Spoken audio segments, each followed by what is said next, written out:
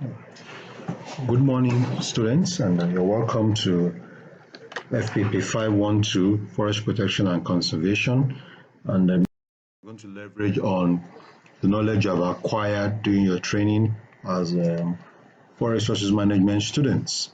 So I want to encourage you to bring all the knowledge you have received from courses like forest management, like crop protection, and courses like conservation, tree crop production, bring them into this course because you're going to be using all that knowledge. So as a way of introduction, forest protection is the preservation or improvement of a forest threatened or affected by abuse or out of balance of nature.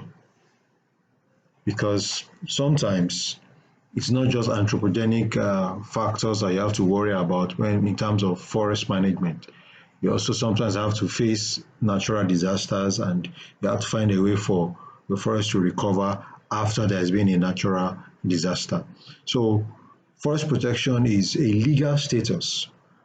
It's not just protection from damage, it also involves protection from human interference, protection from, say, illegal activities on the land, protection from microorganisms, so in terms of forest pathology, and then the management of pests and the prevention of the spread of pests and diseases all fall within the purview of forest protection and conservation. The aim is to achieve a healthy and sustainable.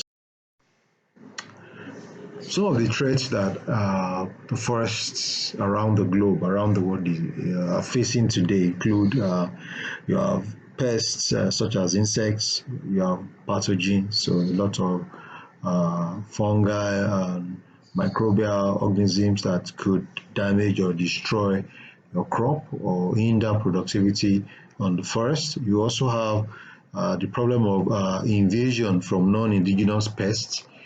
You have the demands that are emerging from increased global trade in forest resources and forest products, and the fact that people continue to look for new markets, new opportunities. So you have, for example, forests being converted to oil palm plantations and many other challenges that the forest may be facing today. And then you have a situation whereby we're experiencing modification of different habitats. There's increased movement of pests from one country to another via containers, via soil, trading different plants and various articles from forest. And all these things are things we need to manage to ensure that our forests can continue to sustainably supply our needs.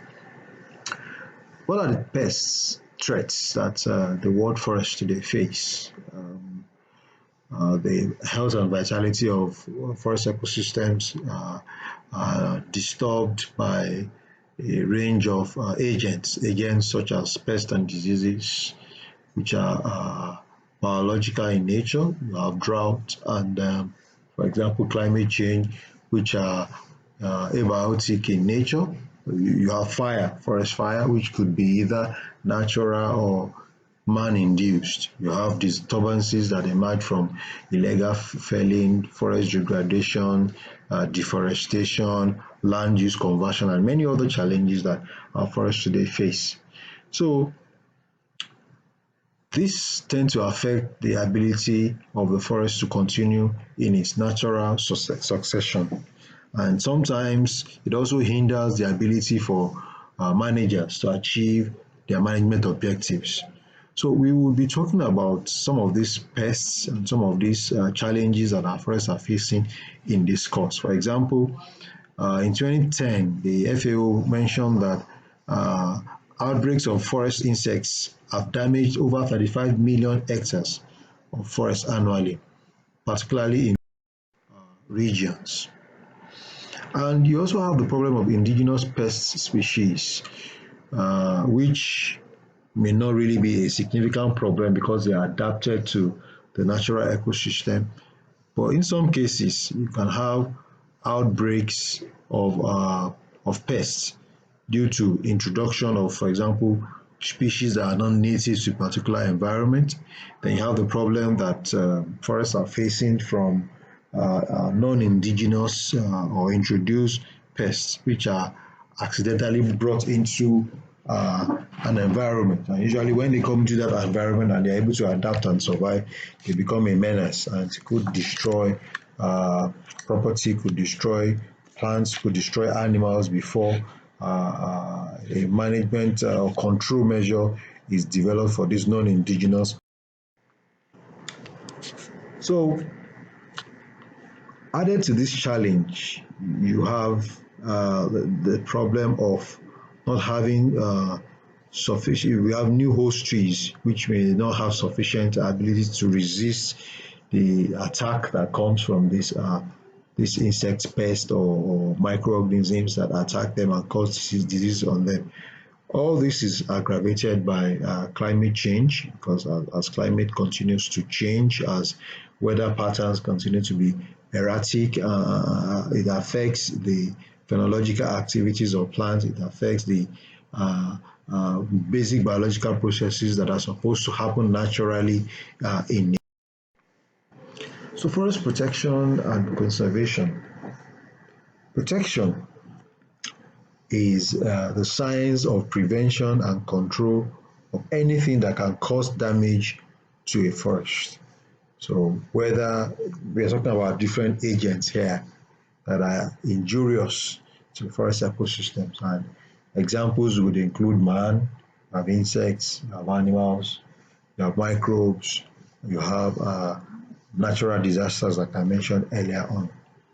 In this course, we want you to become acquainted with information on aspects of forest injuries and the interrelationships between protection and other aspects of forest science such as silviculture, ecology, pathology, entomology. You will be able to see the interconnectivity between these various aspects of forestry as we go along in this course. So the aim is to achieve protection. Protection is fundamental in the growing of both agricultural and forest crops. That's why you have a whole department of crop protection and environmental biology to help manage challenges that may arise for crop products. It's also important in forestry that we begin to think about protecting our forest from both the human and non-human agents that may cause damage or destruction to them. Each locality has problems of protection peculiar to itself, but the same broad types of enemies occur throughout the world. It's the same human beings you have in Nigeria, that you have in Ghana, that you have in Europe, in America. However, institutions have helped to restrict the activities of human beings in some of these. So the aim of forest protection and conservation include to improve productivity, to detect the presence of pathogens among trees in forests, to gather information on damaging organisms and their effect on tree growth and development, and also to conduct research on forest pests and diseases in order to help develop measures for control or management of these pests to limit their spread and to ensure that they cause economic damage. This map here shows you various aspects of the globe where you have protected areas, just for you to get an idea of how important protection of natural ecosystem is to different parts of the world. So this map, and then this is another map that shows the essence of protection, why it is important, why many countries around the globe devote so much resources to ensuring that they protect their natural. So quickly, let's talk about the national plant protection agencies that are saddled with the responsibility of ensuring protection for plants around the world. You have what we call the National Plant Protection Organizations in different parts of the world, in different countries.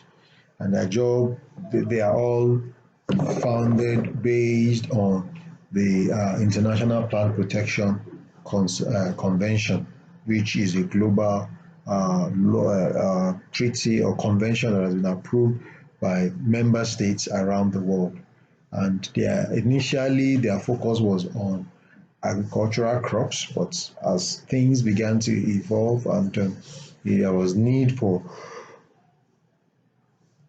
protection of forests from pests and from diseases, a forest became prominent in plant protection agenda. So there's been increased communication over the decades between the forestry sector and the NPPOs in different parts of the world.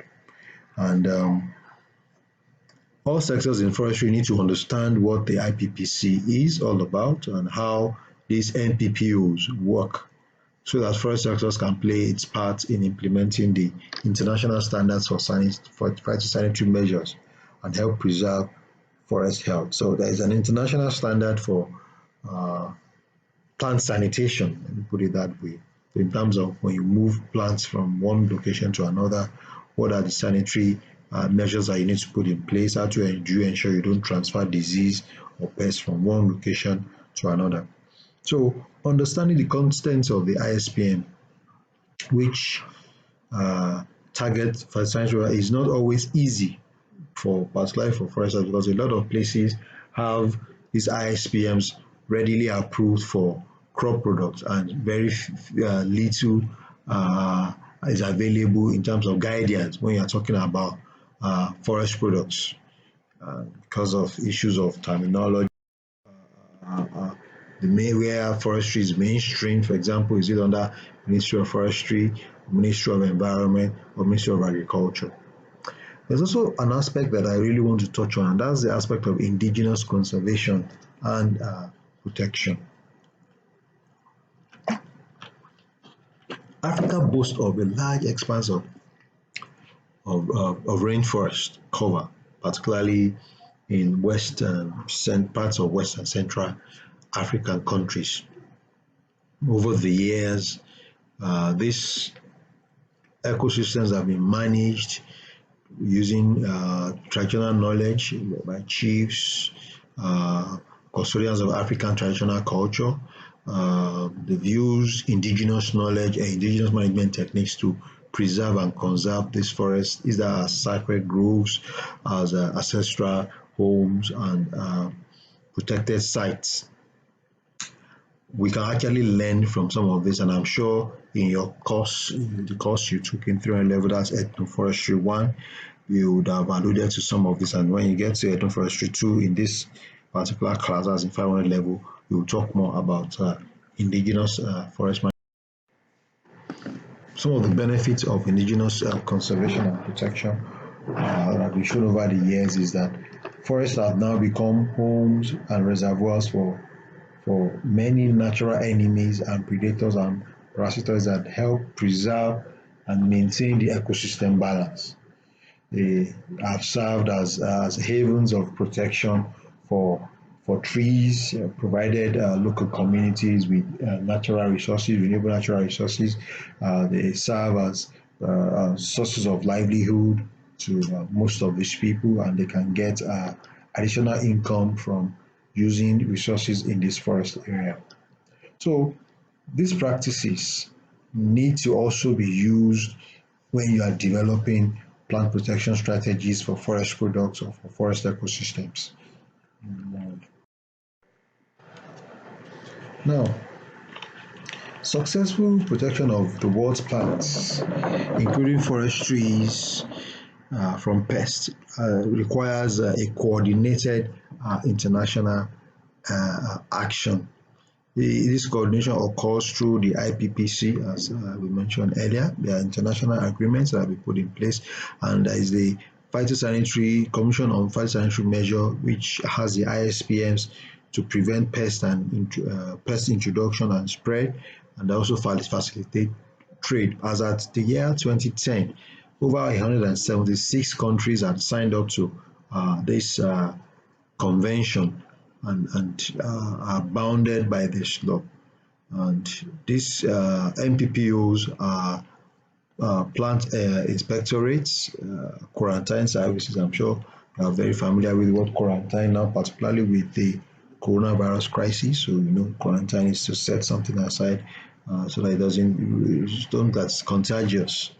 Uh, and the MPPOs in different countries collaborate and work with each other to ensure that they prevent pest entry into their country and they prevent the spread between countries. If you watch some of these programs on international TV where they look at border control, you would see how most of the countries like Australia, guard their borders jealously. They don't just allow you to bring goods, bring food, or any organic product into their country without it being quarantined or approved for it to come in to. So the NPPOs are the official national points of contact for IPPCs, and the ISPMs, the phytosanitary measures are put in place to say that when you're exporting, say, timber to, say, another country from Nigeria, these are the protocols that you must observe. This is the treatment you must give to your plants or to your timber. This is what you must do before your samples can be certified as to be phytosanitarily safe for transport to other countries. And the World Trade Organization recognize these activities and ensure that they're able to manage disputes and help resolve disputes between countries when it has to do with issues of trade based on some of these laws. In Nigeria, this responsibility falls on the Nigeria National Quarantine Service, and their job is to ensure that plant, animals, and aquatic produce, all kinds of products, whether they are exiting or coming into the country via any of the borders, meet international standards prescribed by the IPPC so that they can prevent the introduction and establishment or spread of introduced pests into the country. They also help to provide effective science-based regulatory service for quality assurance for the products that are being sent out or brought into the country, and also enforce some of these laws to ensure that they can sustainably help agriculture and economic development. Of course, this is saying agriculture here, but their mandate also spreads towards is also cover. So all potential sources of damage, we're talking about, let's go to forest protection and talk about forest protection. All potential sources of damage should be recognized and evaluated before emergencies arise. So once you are noticing that there's an injurious agent that is in place, you need to attend to it and solve the problem, develop strategies to minimize damage, to ensure that injuries to forests are limited to the best of your ability. For example, in terms of transportation, have you put in place a good system such that when you're extracting logs from the forest, you don't damage residual trees in the process of harvesting and extracting the logs through the various processes that you have to go through. We also need to understand that there's a huge distinction between a natural forest and a plantation. A natural forest can be a monoplant. I mean, it's usually not man-made. It's a forest that has evolved naturally through natural regeneration, germination of seeds that have been dispersed by wind, by animals, and then it forms its ecosystem. Whereas an artificial or a monoplantation or plantation is actually was planted by man. There are modifications in the biological relationship that will exist in a plantation when you compare with a natural forest. Of course, natural forests are important for production forestry. What are some of the uh, protection decisions that we need to make, particularly when we grow plantation forests? So you want to mix several species in each stand to reduce uh, mono culture, nature, and to ensure that the forest is robust and able to cope with maybe uh, external influence.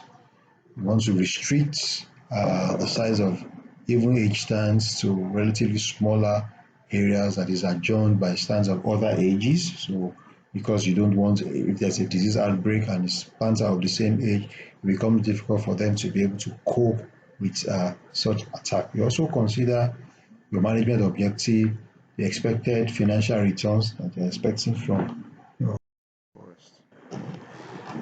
Some of the factors that does influence plantation establishment include species selection, so you need to get clean seeds that are not infected, your site selection, access to water, access to available manpower, what sort of silvicultural system are you planning to use, what is the climatic factors that you are going to be looking at. This will influence your time of planting, your time of weeding, and the management silvicultural practices you want to introduce to your plantation. What's your management objective? Are you planting for amenity, just to provide ecosystem services, or you are planting for timber, or you are planting for agroforestry purposes, or for soil? Now, let's quickly talk about some of the damage agents that we have. Um, we have, like I mentioned earlier, I want to specifically touch on some of them now. You have man, so anthropogenic influence. You have fire. You have vertebrate pests. So vertebrate pests could be wildlife, wild animals.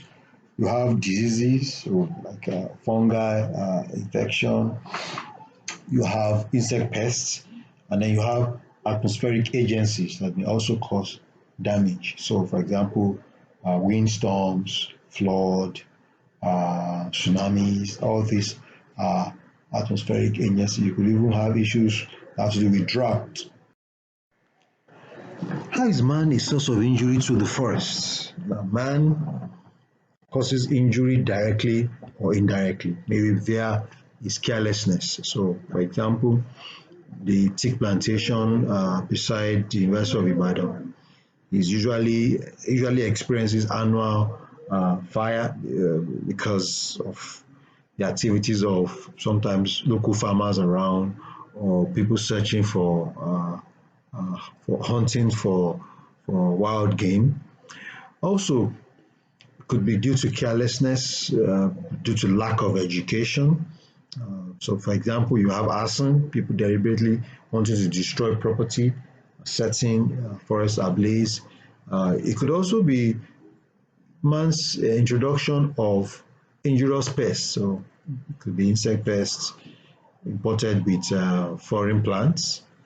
This can be a source of damage to forests. Sometimes man could take domestic animals into forest for grazing, and this would cause severe damage and injury to forest. And for example, all of us are aware of the farmer headers clash. We are aware of the recent developments, state governments issuing quit notices to herdsmen, asking them to leave forest reserves because of the damage the animals were causing to the plants in those forest reserves. It could be that man can cause damage via human trespassing. So people go into the forest and then they vandalize the forest. They go into the forest to collect firewood. They go into the forest to hunt and all these things. They go into the forest sometimes to even collect medicinal plants. So they peel off the bark of trees, and when they peel off the bark, they open up the plant to infestation from pathogens or even insects. And then sometimes human beings go into the forest to collect the litter, the organic layer, which you want to use for mulching, use of fertilization of their farms, and all these things cause sometimes irreparable damage to forest. And then going forward, even more organized systems where you have illegal logging. Illegal logging ruin and damage ecosystems, logging that is not planned. People go in and they fleech. So in the process of fleeching, they damage a lot of trees. And then all these things tend to have effect on the future productivity. Also, sometimes due to poor management. So forest owners and staff are negligent because they don't know how to properly manage the forest. When you don't have good policies or favorable policies in place, Nigeria has been battling for the enactment of the National Forest Law for many years now, and they still cannot come up with that law, sign it into law. So sometimes forests are cleared and then you have plantations coming up there. Failure to thin a forest at the appropriate time may help make result in the forest losing its vigor. So these are all management issues, not carefully selecting the seeds or the planting stock, using heavy logging equipment in the forest like tractors, which may compact the soil and decrease the ability of water to infiltrate into the soil. All these things are management issues that cause damage to forests. What about damage from domestic animals? I know I mentioned it earlier. I want to talk about it again. So, effects of grazing. We talked about herdsmen. The effect on the soil. So, they compact the soil, damage the soil, trample on young plants. They have effect on trees. So, they nibble or browse on the young naturally generated seedlings in forest ecosystems. They also affect trees that are past their reproductive stages by maybe gnawing on their bark and peeling off the bark and opening them up to attack by insects or pathogens. And but to an extent, they could also help either to control or promote forest fires. They control forest fires because they, in the process of uh, going through the forest, grazing through the forest, they reduce the fuel load. But sometimes they deliberately set the forest on fire because they want fresh flush for the next rainy season. So, how do we control domestic animal damage? One, exclude livestock from forest areas, either by fencing, using wire mesh, have policies and law. I know everybody is shouting about having laws now. Open grazing has been banned in some states and all that. But not just having those laws and regulations, but also enforcing them and ensuring that there are alternatives for those who are denying the opportunity to go and conduct open grazing. Physical control, there are some repellents that would discourage animals from going into the forest. Some people would even use dogs to scare off herbivorous animals. This is very true. So, for example, some real life examples, you have primates, so chimpanzees and monkeys, and we know to cause serious damage in softwood plantations in Akwa Ibom, Ondo, and Anambra, many parts of eastern Nigeria. Squirrels will eat seeds, fruits, buds, gnaw on the bark of trees, and gathered stems, young stems sometimes. So their impact. Birds are even interesting because when they release their droppings on, so if there is like a swarm and then they release their droppings, this could cause nitrate toxification to the particular area where they are foraging at a particular time, and this will have effect on the soil because when you have too high concentration of nitrates, it could result in damage. So the physical damages, the physical damages, the ones you can see, and even the ones that are caused by diseases when they gain entrance and they cause maybe stem rot, shoot rot for animals, are all issues that we need to talk about. So in this course, we are going to be looking at the different aspects, the different damage agents, and what we could do to reduce their impact on forest ecosystems and the services that our ecosystems provide. So thank you for